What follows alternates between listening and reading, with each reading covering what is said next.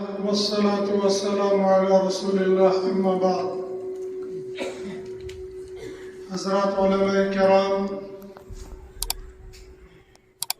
وطن عزیز کے محب ترجمان، ذمہ داران اور یہاں کے باشندگان، میرے اور آپ کے رہبر و رہنما حضرت مولانا مفتی عبدالغنی الازہری صاحب نور اللہ مرقدہ کے اس تعزیتی اجلاس کے اندر، جہاں پر آپ کے ظاہری اوصاف حمیدہ کو بیان کیا جا رہا ہے، وہیں پر حضرت کے ایسے اوصاف بھی تھے جن کا اظہار کچھ ہی لوگوں پر ہوا کرتا تھا اور ہوتا تھا. میں قرآن کریم کے ایک واقعے سے مختصر سی توجہ خاص طور پر حضرات علماء کرام اور ریاست جموں و کشمیر کے جو غیور رہنما اور رہبر اور سیاستداں ہیں، شاید ان لوگوں کے لیے اور علماء کی صف میں قدم رکھنے والوں کے لیے ایک عظیم رہبری اور رہنمائی ہوگی. عوام الناس کے حلقے میں گرچہ یہ باتیں شاید سمجھنے سے بہت دور ہوں گی، لیکن بہرحال جس طریقے سے دنیا کا ایک نظام ہوتا ہے، دنیا کا ایک کارواں چلتا ہے، رب کائنات نے اس دنیاوی نظام کو اپنے تکوینی نظام سے چلانے کے لیے کچھ افراد کو متعین اور منتخب کیا ہوتا ہے. قرآن کریم کی 114 صورتوں میں سے ایک صورت ہے جس کا نام سورۃ الکہف ہے، جس کی تلاوت ہم میں سے ہر شخص ہر جمعے کو کرتا ہے اور کرنی چاہیے. حدیث کے اندر آتا ہے جو بندہ سورہ کہف جمعے کے دن پڑھتا ہے، اگلے جمعے تک کے تمام گناہوں کا وہ کفارہ بن جاتا ہے. اس سورہ کہف کے اندر اللہ رب العزت نے 3 قصے بیان کیے، 3 واقعے بیان کیے. ایک واقعہ ہے اصحاب کہف کا، ایک واقعہ ہے حضرت موسیٰ اور حضرت خضر علیہ السلام کا، اور تیسرا اور آخری واقعہ ہے ذوالقرنین بادشاہ کا. اس میں سے بیچ کا واقعہ ہے حضرت موسیٰ اور حضرت خضر علیہ السلام کا. بہت تفصیلی واقعہ ہے.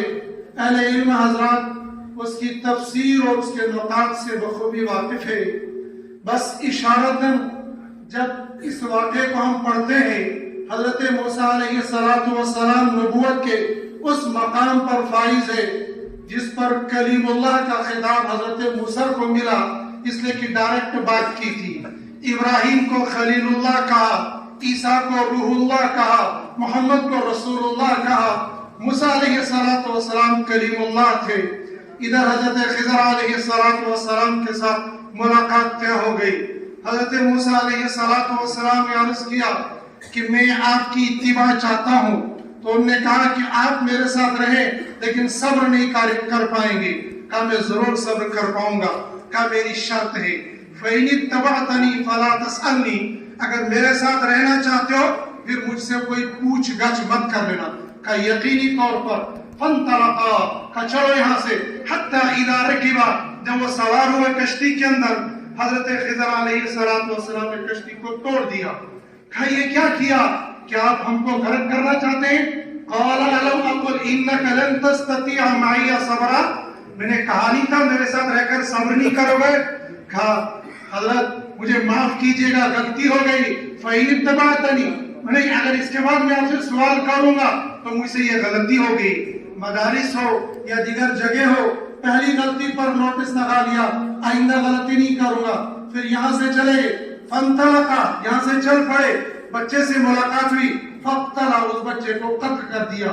تو کہنے کو ہو آپ نے اتنا بڑا گناہ کا کام کیا، ایک جان کو بلا وجہ قتل کر دیا. قال الم اقل لک، پہلے الفاظ کم تھے، اب شدت آ گئی، الفاظ زیادتی ہو گئی، اور الفاظ کی زیادتی معنی کی زیادتی پر دلالت کرتی ہے. گویا حضرت خضر علیہ السلام کو جلال آ گیا اور فرمایا اب کی مرتبہ اگر تم نے میرے ساتھ کوئی سوال کیا تو تم کو نکال دیا جائے گا. پھر یہاں سے چلے दीवार गिर रही थी, उसने अपना कंधा रखकर सीधा कर दिया। कहा अच्छा होता आप इनसे कुछ इज्जत तो ले लेते, हम खाना खा लेते। कहा मेरे और तुम्हारे दरमियान में जुदाई की का वक्त आ गया, जुदा हो गए। फिर फरमाया कि मैंने ये तीनों काम क्यों किए जो तुम्हारी समझ में नहीं आए। ये असल ताल्लुक रखते हैं तकवीनी निजाम के साथ, और तकवीनी निजाम को चलाने के लिए भी अल्लाह ने कुछ अफराद को दुनिया के अंदर मुतय्यन किया होता है।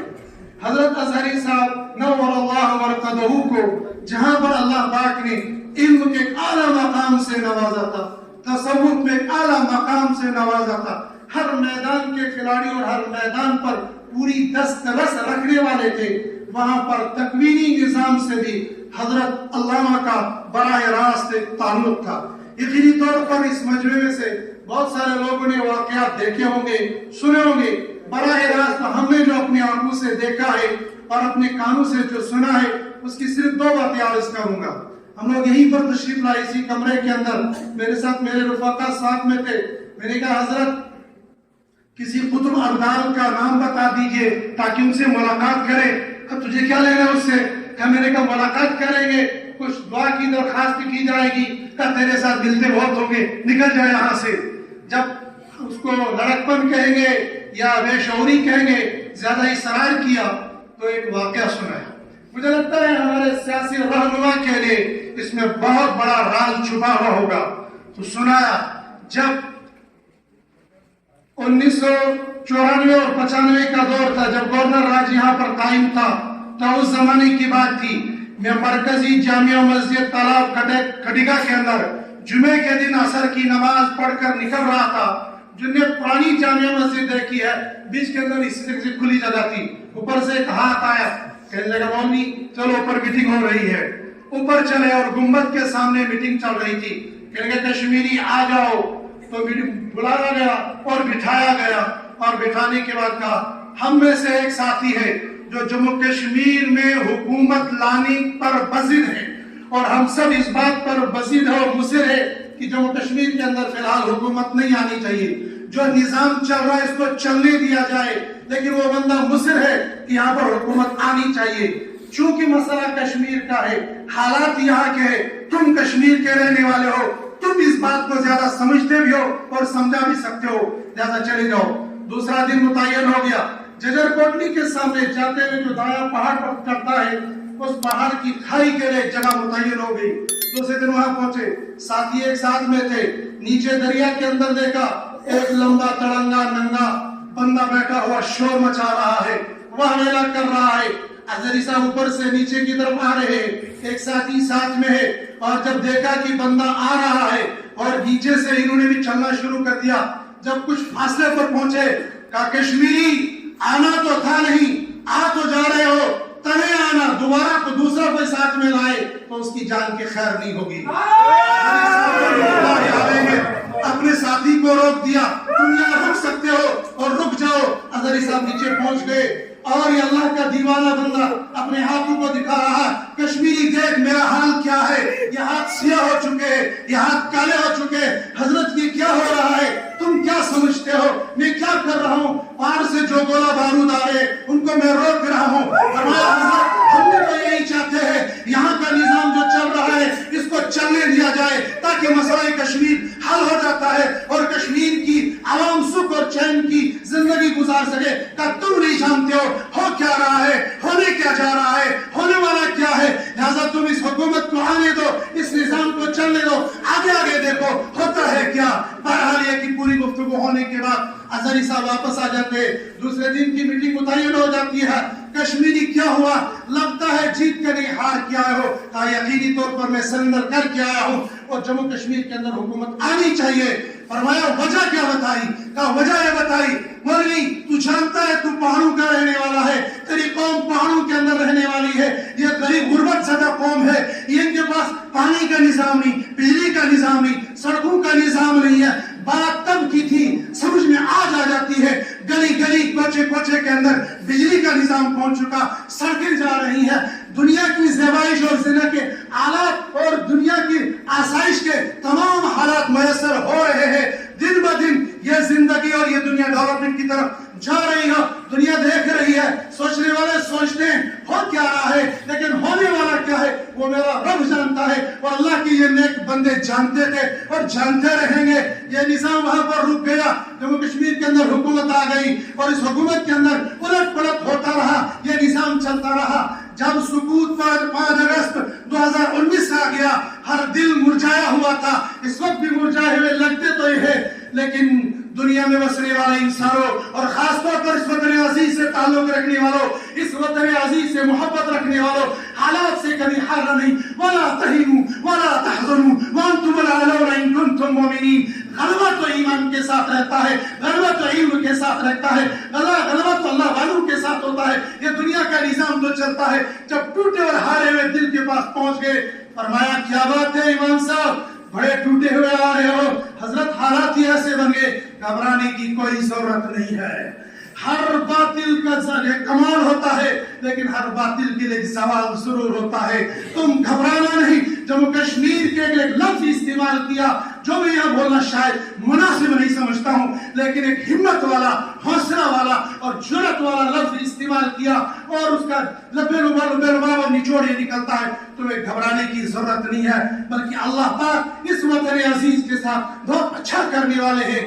بظاہر انسان کو لگتا ہے بہت برا ہو گیا, حضرت کا سایہ ہمارے سروں سے اٹھ جانا ایک خزانہ تھا. یقینی طور پر جس وقت یہ خبر پہنچی تھی ایک پہاڑ ٹوٹ گیا تھا اور دل ٹوٹ چکا تھا, یقین نہیں آتا تھا. لیکن بہرحال یہ دنیا کا نظام ہے. جب اس دنیا کی ہستی جس کے لیے اس دنیا کو بنایا گیا تھا, لولا کلمہ خلقت الافلاق, پیارے سونے اگر مجھے آپ کو نہ بنانا ہوتا, اس دنیا کے نظام کو نہ بناتا, جب اس ہستی کا اس دنیا سے جانا طے ہو گیا اور تمام کبار صحابہ جن کے بارے میں حضرت نبی کریم صلی اللہ علیہ وسلم نے خود یہ فرمایا تھا, عمر جس گلی سے تو گزرتا ہے شیطان اس گلی سے نہیں گزرتا. اتنی جرأت والا بندہ یہ کہتا تھا, جو مجھے یہ کہے گا محمد صلی اللہ علیہ وسلم دنیا سے چلے گئے میں اس کی گردن اڑا دوں گا. لیکن باہمت اور با کمال افراد وہ ہوتے ہیں جو امت کو سنبھالتے ہیں, امت کی بار ڈور کو لے لیتے ہیں. حالات آتے ہیں, حالات جاتے ہیں, قوم کی رہبری کرنا اور قوم کی رہنمائی کر لینا, قوم کی بار ڈور سنبھال لینا, یہ پسماندگان کی ذمہ داری ہوتی ہے. الاقرب فالاقرب کہتے ہیں, جو قریبی ہوں گے ذمہ داری زیادہ ان پر پڑے گی, جو دور کے ہوں گے اور ذمہ داری ان پر پڑے گی. لیکن بہرحال اجتماعی طور پر سیاسی لوگوں پر بھی, عوام پر بھی, علماء پر بھی حضرت کی تمام تر کی ذمہ داریاں ہیں. ان ذمہ داریوں کو نبھانا یہ میری اور آپ کی ذمہ داری رہے گی. آخری درخواست اس مجمع سے, میں نے اس سے پہلے بھی 21 جنوری کو جو رابطہ مدارس اسلامیہ دارالعلوم دیوبند شاخ جموں کشمیر کے تحت تالاب کڈیکا کے اندر ایک تعزیتی اجلاس ہوا تھا. حضرت مولانا رحمت اللہ صاحب دامت برکاتہم العالیہ کی صدارت میں نے وہاں پر بھی ایک گزارش کی تھی, خاص طور پر علماء حضرات سے, لیکن عوام الناس سے بھی. یہ اکابر یہ بڑے دنیا سے چلے جاتے ہیں, ہم بعد میں خالی نام کے رہ جاتے ہیں. رابطہ مدارس کے تحت ہمارا یہ ایک پروگرام, ایک ایجنڈا پاس ہو گیا ہے کہ جو اکابر, جو علماء